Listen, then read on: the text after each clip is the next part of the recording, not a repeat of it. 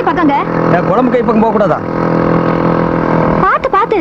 நான் தான் பார்க்க மாட்டேன்னு முதல்ல சொல்லிருக்கல. ஐயோ வண்டி வருதுங்க. எங்க? ஐயோ எதிரில வண்டி. எங்க எங்க எங்க?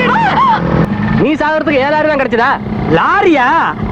நான் 2 சைடுலயும் மோட்டார் சைக்கிள் வருது, நடுவ பூந்து போயிடலான்னு தாங்க நினைச்சேன்.